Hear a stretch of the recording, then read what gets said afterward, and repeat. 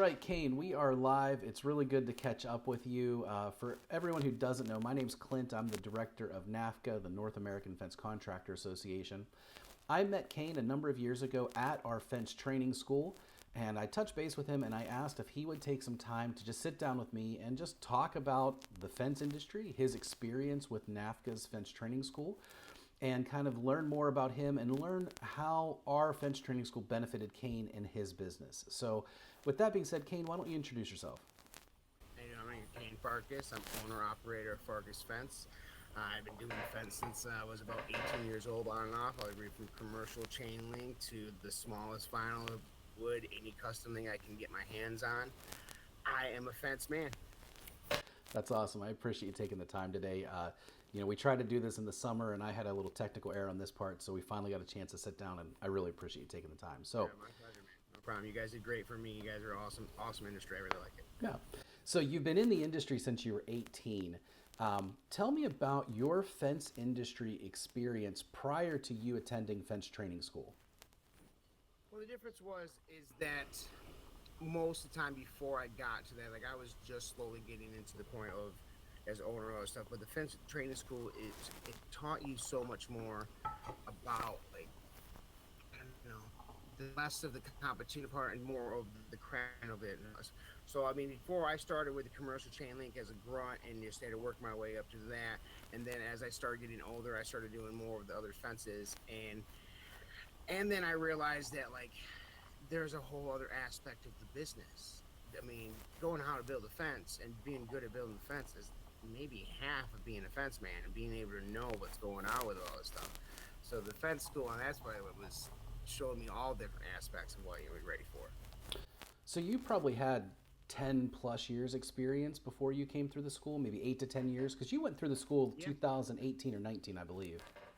Yeah, well, I did fence for a while, for a couple of years, and took a break because I wasn't really responsible enough to get up in the mornings and do all that stuff. So I went back to restaurants and nights for a while, and then I got back to it. And then once my daughter was born and we moved to Florida, I got straight full on into it. So when I got back into it, I mean, before I went at the fence, I was only doing it again for about 2 years. So Okay. it was a pretty good gap in there. Yeah. But then, like, I never really did ag fence and all that stuff when I went to Florida and all that stuff. And then, but yeah, it was a lots of different experience, a lot of different things. Sure, sure. So you came down to Sebring, Florida for fence training school. Like I said, I think it was 2018 or 19 that you came through the school when I first met you. When you attended the school, was there one of our disciplines that we were teaching that you were just really eager to get into to either expand your skill set or have a brand new exposure to? Well, for me, I really liked learning that as good as you were at your fence and how you know how to build your fence, there's all these different ways to do it. So we went to aluminum and watched how 4 different people built aluminum different ways. None of it was wrong or right. It was all do. I mean, I guess it was all right. You got it done. And then we went from wood. I really liked on the wood is that there was that older gentleman that was like been fencing for 80 years. He's like, yeah, I've been doing wood fence my whole life, and I finally figured out the best post to use for wood. It's steel. He talked about how they put the Schedule 40 post in there and put the brackets. I never saw that before. Sure. The best one for me is I really liked working on the blueprints with Travis. It was the guy, I think it was Trevor. I remember. I'm sorry. It would be Taylor from now Barrett, Taylor. but was a Lumagard. Yeah. Lumagard, yes, and he had really, really good experience reading blueprints and how to help tell you what everything was. And at that, where I was in my job at that point, is I was starting my own company, and that's where I was still struggling. It was being able to figure out exactly what I was looking for, exactly where I was at, being able to find the pins when they weren't marked correctly, and that type of thing. And he helped me a lot with that. That was my favorite part. And I also liked working on the gate operators because as many times that I've worked on fence, gate operator is a whole nother thing. Sure, I sure. remember being like overwhelmed looking at that briquet and all those little pieces, and he's like, no, man, you got to simplify it. You don't worry about half of this little computer stuff. You want all that stuff. Fence school was, man, I mean, I loved it. I loved it because also you learned a lot from the students. And when you're in your own little area, is like I try not to be very competitive. I have my competition, but I like to think if you do good work will come to you. You don't really need to be, but you have the competition. Sure, people sure. try to get you don't tell them your prices and all that stuff. But when you get everybody there, everybody is from all over the country, and they're just talking about just trying to do what's best, learning it. Like there was one guy that we were doing some stuff around the school in Sebring at the fence school, and he saw something was just a little off, and he's like, no guys, you got to pay attention. This is around a school. And he's like, as much as you want to get things done, you need to be extra safe. This is a school. Kids are going to climb on it. They're going to jump on it. Yep. And the dude was younger than me, and he was just, it was so awesome to watch how people could hold themselves to it. Sure. And it was a really good time. I mean, and I remember my guy came with me, the assistant manager. We were sick. We got sick the day of, but we wouldn't going to miss any of those classes. I also really liked the gates, because as many as I built a few gates, and so one of the smartest things I ever learned, and I use it still to this day, and it's like, you can't sell a gate unless you know what hinges and latches you're going to use. Yes. And before you didn't, he's like, this is very, very important problem. He's like, most people don't understand that. Like, you got to, and I live my life by that, and it saved me on multiple things. I'm like, man, how am I going to latch this? So, exactly. And it was really cool. It was really cool because so many different people and so much different knowledge from different states. Like, you can't build a fence in Michigan the way you do down here. I have a guy down here working with me now, and he's from Maine, and he watches me dig down here with diggers, and he's like, man, I've never seen anybody do that in my life. Like, you can't do that in Maine, man. You got to get augers for everything. Yeah. Yeah, so there's one of the really interesting things about the fence industry is just how diverse it is. It's done completely different in Florida to Maine to Pittsburgh to Oregon to Vegas. Every area, the geography makes it very different. And also what is needed. Those northern boys have been driving post for years because of frost heave. Whereas in the South, what's frost heave? So it's really interesting to get to see how other parts of the country do it, and that networking you have when you're working with those other students. You probably built a network do you still reach out to any of the other students or any of the instructors that you went through the school with? Yeah, there was two of them. I was talking to Taylor for a while for Aluminum Guard. Him and I went out and had drinks a couple times, and I was always bouncing stuff off him. And there was another guy had a coastal fence. Yeah. And he was over in the east coast of Florida, and I was like, hey man, I'm on the west coast. Maybe one day we could actually get a real coastal fence going back and forth. So we keep bouncing things out of him. It was really funny to see him because he was a different kind of fence industry. I never met you before. He went to the fence school. He owned a fence company, never built a look of fence. And I couldn't believe it. I'm like, how are you doing this? He's like, and he told me about this whole other world about subcontracting. He's like, hey man, I get this job. Yeah. I make this money. They do all my insurance and all my stuff, but I only get a piece of it. And it was so weird to watch that and to see that different aspect of it as well. I was like, man, for me, I came from the ground up, the grunts, and then worked my way and made myself on there. And that's why I think I am as good as I am at selling fences, because I'm not a salesman. I'm same thing I told you. I'm a fence man. I'm not here to tell you anything other than what you need. I'm not trying to sell you on anything. I'm here to help. This is what you asked. This is what I can do, and I'm gonna do it right. And then I like that too, is because there's a lot of people. Fence is pretty, I guess you'd say, relatively easy to do when it comes to other construction things, but there's a lot of fake people out there that don't know how to do it right, and you can see it real quick if somebody doesn't do it right. Yeah, and so I think we are at this information age in general, but very specific to the fence industry. There are a number of groups on Facebook and Instagram accounts that you can follow, but you're not always going to get the right information, or it might be right or appropriate to do it that way in Michigan, but it might not work that way in Florida with your soil types. And that's where having a school like what we do at NAFCA is really beneficial, because you get to see complete installs on actual real world fence, but also work on that network with somebody that's maybe ran a business for 40, 50, 60 years, and you know that their methods are proven and verified compared to the other information that you might see on a various Facebook group or something like that. I remember on those groups, it's been going on for over a decade, the argument between dry and wet set. Yes. Right? So I was an adamant wet setter in Michigan. You couldn't do it. And I moved down here, and I'm watching him do it, and I'm arguing with the owner, and he's been owning his own business for over 40 years in Florida, and I'm arguing with him a little bit. And he's like, He looks at me. He's like, dude, okay, I understand why you say that, but this is Florida. Yes. We're gonna come back here tomorrow. But then at that school, we had the discussion as well, and he basically said that same thing because he was the vinyl guy. He taught us a lot of stuff about the vinyl. Like he even told us how the vinyl was made. The guy at the school, I can't remember his name, but he went there and he showed about how certain places you have to wet set and some Hmm. places you can absolutely dry set. Hmm. For me, I still like for my vinyl, I dry pack everything other than my gate post. Everything else is done, everything but then because I have the aluminum insert. Yeah. But it gives you some give and you come back and then there's just the little tricks about it, like putting the screws in the rails and making it stronger. I don't know, there's just all those little tricks about it.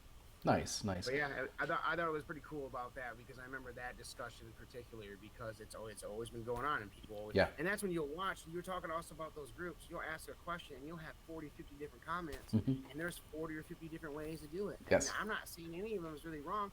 I really like those things because sometimes you can not build it. You want to build a custom for something you haven't done, but you don't want to go jump into something. So you ask those guys, and you'll get people to give you real advice. It's the same thing you got the NAFCA.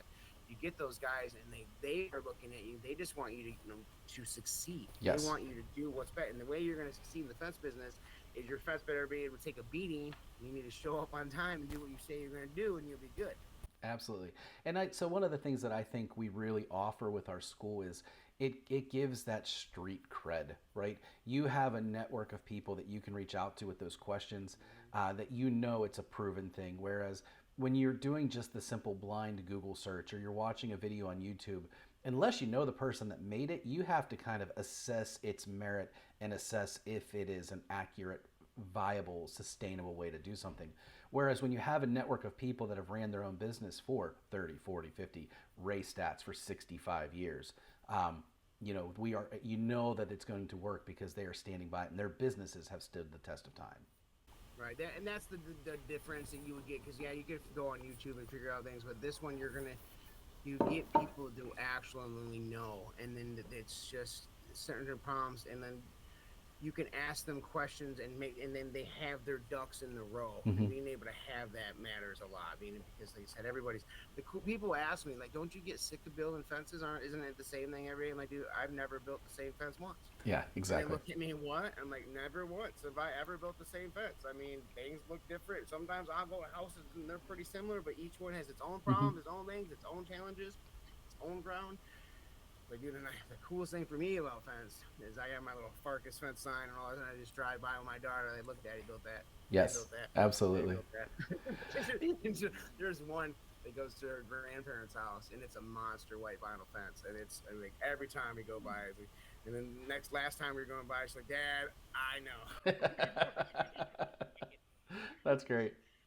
It was good, and like for her, like it's a family business. Maybe she'll do it, maybe she won't. But like I've been taking pictures of her in front of the fences Hmm. and I'm on Google. So like when people later in life, like she goes out and asks them, and like, are you the little girl? I'm like, Yes. yeah, I'm the little girl in my fences, and we're still kicking butt.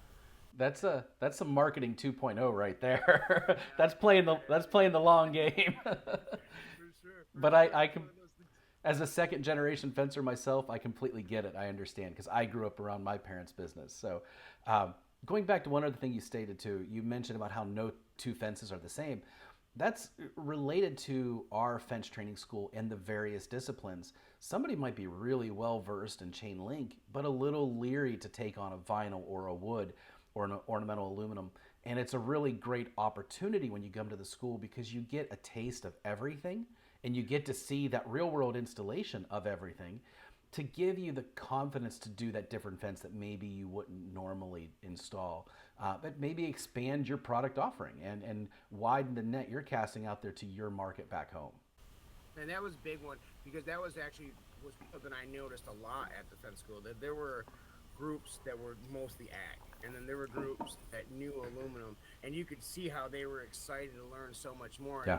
And that's you can't help what your market produces and all that stuff, but sometimes you're really excited to do something new. Like I really like that I can look at my schedule and I got an ag fence, aluminum fence, a chain link fence, a vinyl fence, and it keeps you up. I mean, don't get me wrong, 85% of my sales is still vinyl fence. That's where my area is. Sure, That's sure, where that yeah. is. But I still have the other ones, and I still know how to do them. And it was really cool at the fence school because, like, the way they build ag was so much different than me. And then I remember them having that pounder, man. I'll never forget that pounder in my life. Watching them just pound that 6-inch post down to the ground, and they pound that U brace that down there, and they put it for their brace. It was amazing. It was really cool. I still have video of it on my phone.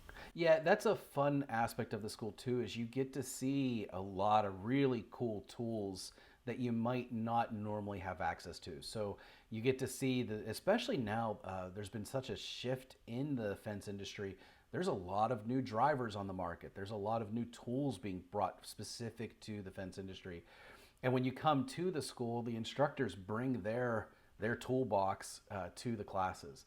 So it gives you an opportunity to see these products, to see these new tools, and say, yes, I want that in my business because I can be more efficient if I have that tool. So it's like a multi-day demo day, opportunity.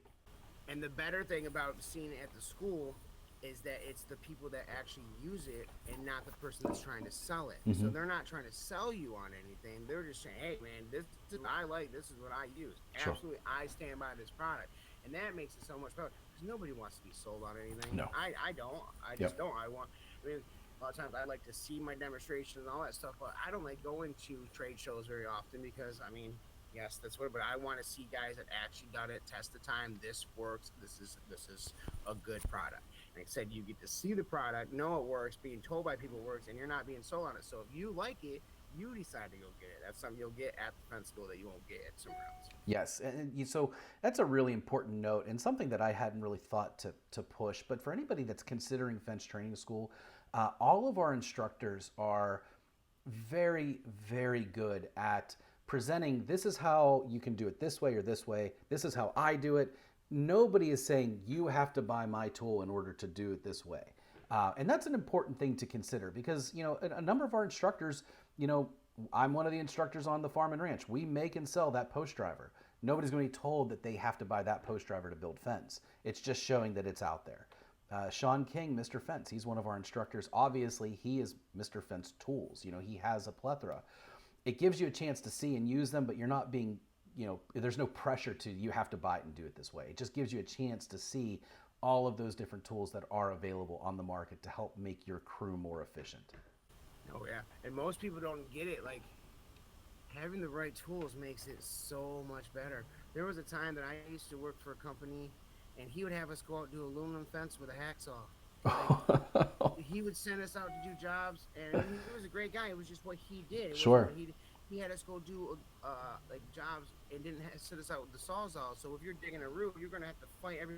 They're putting chainsaws in the dirt. You know how easy it'll mess up the chainsaw. Oh yeah, yeah. Touch it, and those things. And it's like when you learn about having the tools, and the guy started working with me, and I always had my own tools. And like, man, you make it look so much easier. So yeah, because I have a portable grinder. I don't have to run 400 feet of cord using this grinder for 5 seconds. Absolutely. It's just working efficiently. But yeah, and once you get to see those cool tools, the ones that you didn't know anything about, you're like, man, this is going to save me so much time. Yes, yes. I mean, because you get taught one way, and it's the way you know, and it works. But when you realize, man, this is so much more. This is why this guy can sell it $3 less a foot than me, because he gets it done that much faster than me. Absolutely, and we all know that the efficiency is where we make our money, right? If you're not efficient, you're not going to make any money. But when you are efficient, that's when you can start doubling up those pennies, turning them into dollars. Those tools bring efficiency. So that's another fun aspect. And I mean, who doesn't like playing with tools either, right? The benefit, we all grew up with the Tonka trucks. Now our tools, we don't have to make the noise. It makes its own noise to go along and do that. Yeah. So I like it. It's a big difference having the right stuff. It was really cool watching all this stuff. I remember when I went, there wasn't that many different tools that I haven't seen, but they had that new foam stuff that wasn't concrete that they were really pushing. And it's good with me because I want to try to make like a recycled fence. That's because think about it as when you think about industries, our industry kind of pillages from the earth. We take wood, metal, concrete, and everything. So I always thought it would be cool to figure out some way to make something that was sustainable. Yeah, okay? yeah. Make a cool looking fence from tired. I mean, I don't know. I mean, I know it's a pipe dream, but that's just kind of where I like. So seeing that full thing, like somebody was thinking out of the box. Hmm. Hey, this will work as good as concrete, and it's one of those things. I just thought that was pretty cool. Yeah, that's the other fun thing we get to do at the school is we get a lot of products that get sent to us, and we get to play around with them and say, hey, let's test this out. Let's toss this in the ground. See, is it as strong as concrete? How easy is it to use? That kind of stuff. So that is another fun thing that we get to see is a bunch of different products. One of my favorite demos going back, it might have been the year you were there, it might have been a year after, when Caleb from Stain and Seal Experts came and did a staining demo. And he had a sprayer and he had a guy spray a smiley face on the privacy fence, which, you know, normally with stain, you're going to see that like stand out when he went back through. But with their products, when they went back through and stained the whole thing, the smiley face just blended right into it. So it's neat to see those kinds of products out there that, you know, people are constantly innovating. And, you know, it wouldn't surprise me if in 10 or 15 years I see Farkas Fence's composite line, which is all recycled material. So, you know, you have to keep, you got to keep thinking about those things because that innovation is how we as a society move forward. So when you're at an event like this where you get to network and meet people and you think about these things, who knows, you might make that connection that makes that future attainable. And that's one of the other fun things. We get that little bit more, just that little bit extra. I like it. See, Yeah. and that's how we grow with anything, man. You just keep going and keep straight. Like, look at what vinyl fence looked like 15 years ago and where it's come from now. Like, I take out vinyl fences all the time, and the vinyl post is only in the ground about 1 foot in the west of its wood. I'm like, oh, I wonder why it broke. Yeah. And then the big thing down here is the staining actually makes sense because in Florida, wood doesn't last. Mm-hmm. Like if you get a wood fence or anything wood down here and you do not stain it and take care of it, it's only gonna last 15 years at best because Sure. of the humidity and the Yeah. water and the sun. I've never seen. I mean, the Florida sun destroys everything. Yeah. So Yeah. that's a good product to have there because that's actually one thing I'm actually trying to tap into because I want to sell wood fences, but I want to be able to put my signs on them, and I can't put my signs on them if you're not going to stain them because they're going to look like crap. Sure. So, Sure. so Yeah. we're looking into starting to staining and having a crew go back and do that kind of stuff because it makes it look so much better too. Yeah, absolutely. And that's another fun thing about our schools. You get these connections. You get a chance to see these things. So, you know, I appreciate you taking the time today, Kane. Can you give me a closing thought, something either fence industry specific or something you took from the school or something that you just really have taken from what NAFCA has offered via either our association as a whole or specific to fence training school? Well, absolutely. I've been a part of it for a few years now.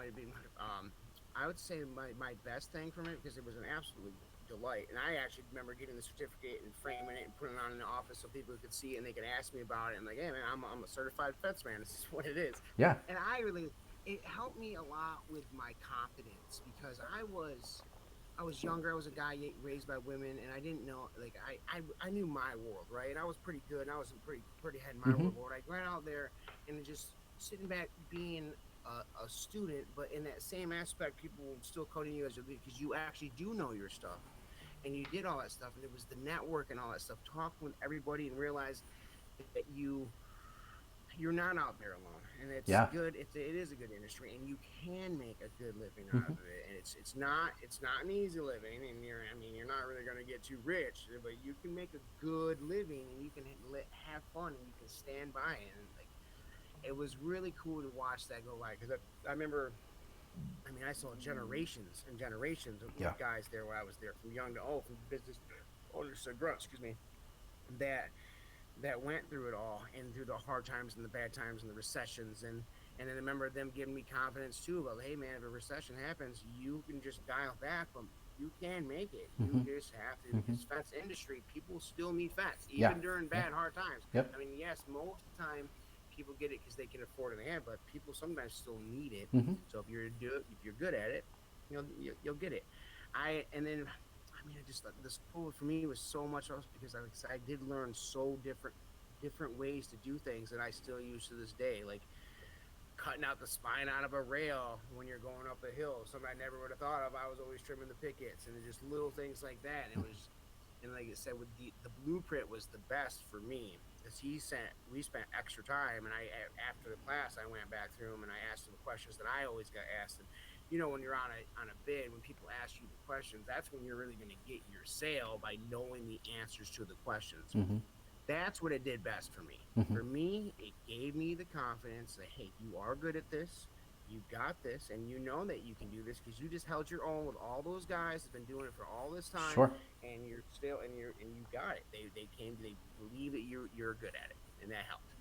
Well, with increased knowledge comes confidence. Like that's a pretty, I know it's a kind of a simple thing to state, but when you get your chance to work hands-on next to industry professionals, you're going to gain knowledge, and that knowledge will lead to confidence. So I completely understand how that works. So Kane, thank you again. I appreciate you taking the time out of the day today to share this information with us. It was a pleasure getting to know you through the Fence Training School and through NAFCA, and it's great to see Farkas Fence taking off and being successful. So I wish you all the best, and again, thank you for taking the time today. My pleasure, Clinton. Thank you very much. I appreciate it.